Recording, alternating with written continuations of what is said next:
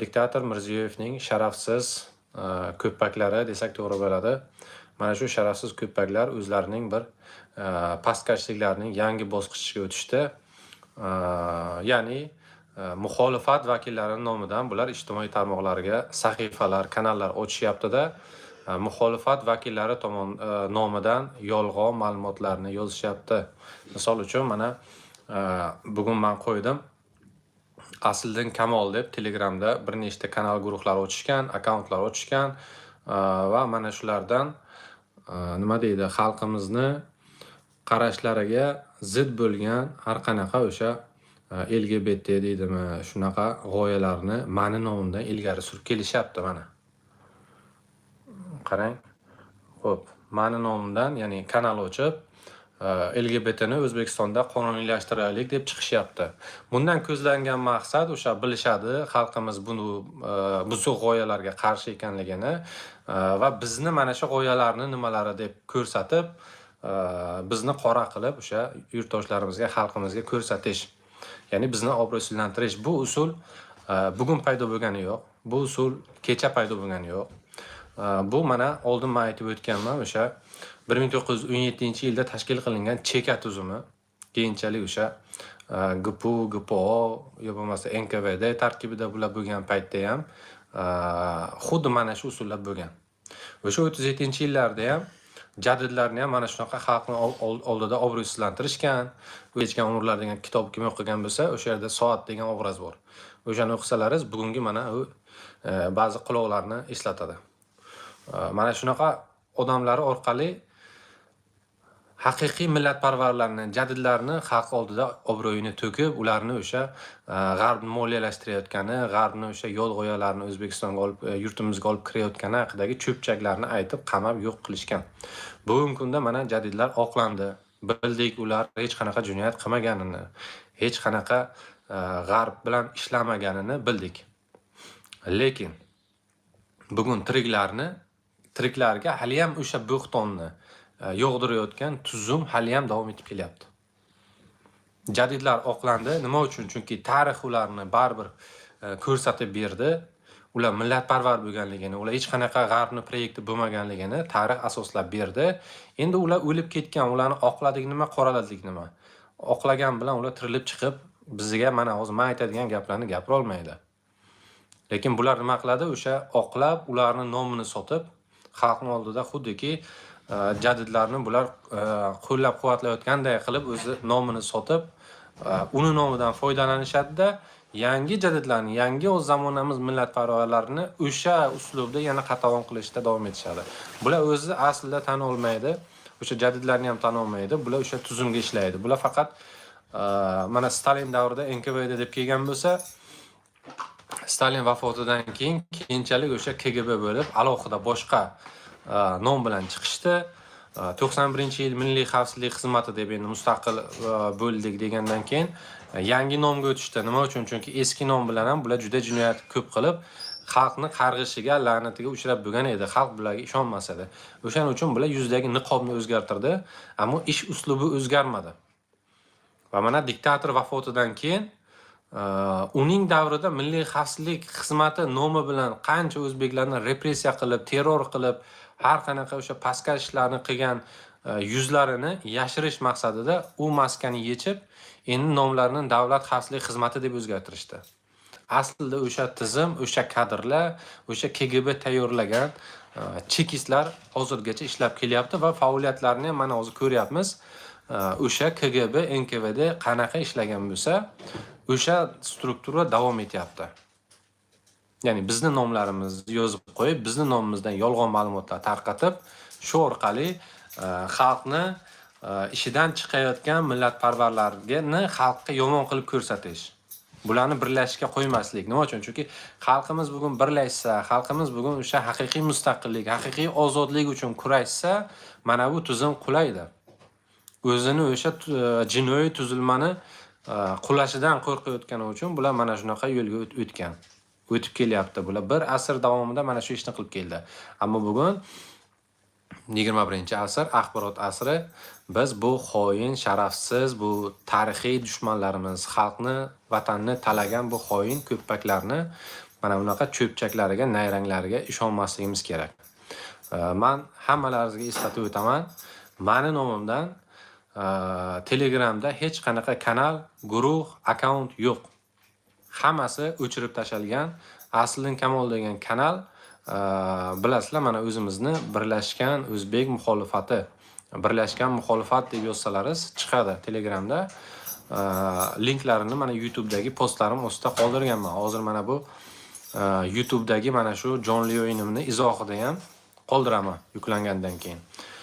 Faqat o'sha ishlaydi. Boshqa hech qanaqa kanallar menga tegishli emas. Va Asliddin Kamol deb mani rasmimni qo'yib ochilgan akkaunt ham menga tegishli emas. O'sha akkauntni ochishyapti bular. Odamlar unga ishonib yozyapti. Asliddin sizmi deb, men deb o'ylab, keyin ularga o'sha fayl tashlayapti, virus tashalgan fayl, ya'ni o'sha faylni ochadigan bo'lsangiz, Davlat xavfsizlik xizmati sizni telefoningizga ulanadi. O'sha firibgarlar foydalanib keladigan usuldan. Ana shundan bularni saviyasini ham bilsangiz bo'ladi. Ko'ryapsizmi? Bular sizni boshqachasiga aniqlash imkoniyatiga ega bo'lmaganligi uchun mana shu oddiy firibgarlar foydalanib keladigan usulda sizni aniqlash ko'rinyapti. Ya'ni Asliddin Kamol deb sizni aldayapti, o'zini men nomimdan tanishtirib, siz ishonganingiz uchun, men deb o'ylaganingiz uchun sizga fayl tashlab, mana shunga kiring deyapti. Kirganingizdan keyin o'sha firibgarlarning uslubida sizni telefoningizdan sizni shaxsiy ma'lumotlarni o'g'irlashyapti. Bu shaxsiy ma'lumotni o'g'irlash konstitutsiyaviy jinoyat bu. Konstitutsiyada aniq qilib shaxsiy ma'lumotlar kafolatlanib qo'yilgan. Buni haqqi yo'q hech kimni bu ishni qilishga. Ammo mana bu Davlat xavfsizlik xizmati degan chekist jinoiy tuzilma mana shu jirkanch ish bilan shug'ullanib kelyapti. Buni bugun hamma bilsin. Va mana bu chiqishimdan keyin hech kim muxolifatni nomidan, muxolifat vakillarining nomidan ochilgan rasmiy kanal, guruhlar, akkauntlarga ishonmasin.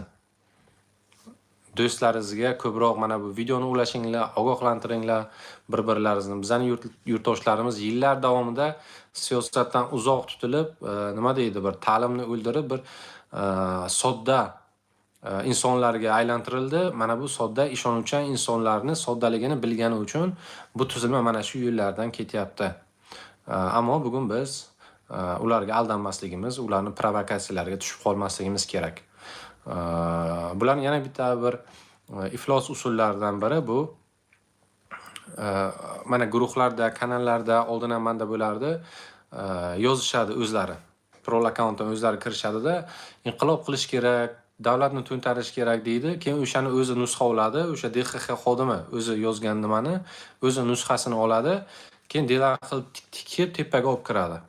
Keyin shu prezidentga olib kirib, mana bular inqilob qilmoqchi yoki boshqa xalqaro tashkilotlarni aldamoqchi bo'lishadi. Endi xalqaro tashkilotlar ishonmaydi ularga. Biz ham har bitta qilayotgan mana bu narsalarni bilishsin, nusxasini olib kerakli joylarga jo'natyapmiz. Mana bularning yuzi, mana bu bizani O'zbekistonda razvedkasi, xavfsizlik xizmatining ahvoli deb har bitta masalan qilinayotgan narsalarni men hammasini nusxasini olib jo'natib turibman. Tegishlilik bo'yicha idoralarga. O'shaning uchun unaqa nomerlar bugun o'tmaydi, faqat xalqimiz ishonmasligi kerak. Bilasizlarmi, oldin ham aytganman, o'sha 7 ta oldingi o'sha adminlarim, nimalarim jinoiy ish ochilganda hech biriga ayblov xulosani ko'rsangiz, sud qarorida ham hech biriga o'sha inqilob qilish, konstitutsiyaviy tuzumni ag'darish moddasiga to'g'ri keladigan aybning o'zi yo'q. Hammasida ayblov xulosada o'zlari kirib troll akkauntdan yozganlarni nusxasini olishganda, o'sha inqilob qilish kerak degan nusxasini olishgan, lekin ayblov xulosada yozishgan. Bu akkauntni shaxsini aniqlashning imkoni bo'lmadi deb. Lekin o'sha akkauntni aytgan gapi uchun mana shu guruhda mana shunaqa suhbatlar bo'lgan deb, mana bu odamlarni yolg'on o'sha Mirziyoyevning qo'g'irchoq sudlarida yopiq sud qilib aybdor qilishdi. Mana bu bularning ahvoli. Lekin biz bunga aldanmasligimiz kerak. Mana bu fitnalarda ham o'zimizni qanaqa himoya qilaylik deydiganlar bor. Sizga shunaqa holat bo'lgan bo'lsa, birinchi bo'lib menga aloqaga chiqing. Birinchi bo'lib mana Telegramda men kanalimda ham o'zimning aloqa nimalarimni yozganman, YouTube'da ham kerak bo'lsa bor. Yoki bo'lmasa YouTube izohlarida yozsalaringiz ham sizga qaysidir ichki ishlar xodimi yo DXX aloqaga chiqadimi, siz ovozini yozib oling. Chunki u sizga telefon qilib chaqirishga haqli emas. Siz ovozini yozing. Siz undan nima uchun chaqirayotgani sababini so'rashga haqlisiz. Siz undan nima uchun chaqiruv qog'ozi yubormasdan sizni noqonuniy telefon qilib chaqirayotganini so'rashga haqlisiz. Siz uni ism, familiyasini, mansab, lavozimini so'rashga haqlisiz. Hammasini yozib oling va menga kerak bo'lsa jo'nating. Yoki bo'lmasa sizni qanaqadir soxta ayblov bilan olib kiradigan bo'lsa, sizni oila a'zolaringiz ogohlantiring. Sizlarga eng bularni o'sha uslubi oila a'zolaringizga aytishadiki, hech kim bilmasin, hech kimga aytmanglar, biz yordam qilamiz, chiqib ketadi deydi. Shuni o'zini bechoraga yoqadi. Davlat xavfsizlik xizmati xodimlarining itlarini eng yaxshi uslubi, ular sizga o'zini yordam berayotgan do'stdek ko'rsatadi. Shunday qilib aldaydi. Chunki nima uchun? Chunki siz o'sha tergov jarayonidan chiqib sudga borgunizcha tashqariga ma'lumot chiqmasligi kerak. Chiqadigan bo'lsa, ularning yuzi ochilib qoladi, ular sizni qo'yib yuborishi kerak bo'ladi. O'shaning uchun to sudgacha sizni aldaydi, o'zini do'st ko'rsatadi, sizga yaxshilik qilmoqchi bo'ladi. Aldanib qolmang. Eng boshidan shunaqa holat bo'ldimi, menga aloqaga chiqinglar va biz buni ommaga chiqarishimiz bilan ishoning sizni qo'yib yuborishadi. Bu narsa necha marta tajribadan sinalganligi uchun aytayapman. Men bularni qanaqa ishlash uslubini yaxshi bilganim uchun aytayapman.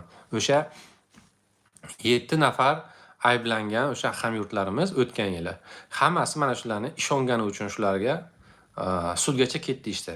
Agar bular o'sha hibsga olingan paytda bularga ishonmaganida, ota-onalari bizga aloqaga chiqishganda, farzandlarimiz mana shunaqa bo'ldi, mana shunaqa kirdi deganda, biz bu ma'lumotlarni jamoatchilikka taqdim qilganimizda, men sizga ishonch bilan 100% aytaman, o'sha kuniyoq ularni chiqarib yuborishardi. Qo'yib yuborishardi. Bularni ham nazorat qiladigan joylar bor, faqat bular o'sha nazorat qiladigan joylarni ham aldaydi. Mana deydi, o'zi yozgan o'sha inqilob degan o'zi tergovchini o'z telefonini qo'llasangiz, o'sha inqilob qilaylik deb yozgan akkaunt o'zidan chiqadi. O'zi troll akkauntdan yozgan gapni ko'rsatib, mana bular inqilobchi qilmoqchi deb boshqalarni ham aldaydi. Mana shu narsalarni bugun bilinglar do'stlar. Siz bilan mana shunaqa holat bo'ldimi? Hech ham qo'rqmang. Hech qachon davlat xavfsizlik xizmati xodimiga ishonmang, aldaydi u. Chunki bular shunaqa yolg'onchilikka o'qitilgan. Bizga aloqaga chiqing, ma'lumot bering. Men sizga 100% ishonch bilan aytaman. Eng boshidan aloqaga chiqsangiz, sizga birov tegila olmaydi. Qancha chiqqanlar mana hozirgacha yaxshi yurishdi, hech qaysisiga muammo bo'layotgani yo'q. Xo'p. Ko'proq do'stlar like bosib, ko'proq nimalarga izohda yozishibdi. Tarqatinglar, boshqalarga ham yetib borsin. Bu ogohlantirish chaqiriqlari, hech kim aldanib qolmasin bularning nayranglariga. Va bitta narsani men shu yerda qo'shimcha qilib ketay. LGBT mavzusida ham mana bular men nechta eshitganman oldin o'sha KGB bo'lganda ham, MXX bo'lganda ham qancha generallari o'zi shunaqa. O'zi bularni qanchasi rahbari, xotini, xodimlari bilan erkaklari yotib yurishi haqida bizda yetarlicha informatsiya bor. Bilsalaringiz mana Abduqodir Mo'minovga nima bergan, Otabek degan o'sha ichida ishlagan xodim bor edi. O'sha ham aytib bergan, qanchasini hozir yurgan DXXchilarni boshqa o'sha generallar bilan yotib yurishini. Bularni ichiga kirib ketgan bu narsa illat. O'shaning uchun bular bundan uyalmaydi, buni xalqqa yo'yishdan ham uyalmaydi va bular o'sha qanaqadir o'zini o'sha blogerlari orqali bu faxshlarni xalqqa yo'yapti, ammo yashirin. Boshqalarni tashlab bitta o'q bilan ikkita quyonni uryapti. Ham mana bizani nomimizdan ochib uni tarqatyapti, xalqqa bizani mana bular deyapti, g'arbdan shunaqa g'oyani olib kelmoqchi deb ko'rsatyapti. Ham shu bilan bizni yomon ko'rsatmoqchi xalqqa. Ham mana shu g'oyalarni xalqning ongiga singdirmoqchi. Bitta o'q bilan ikkita quyonni urmoqchi. Va bu narsalarga, bu fitnalarga aldanmanglar.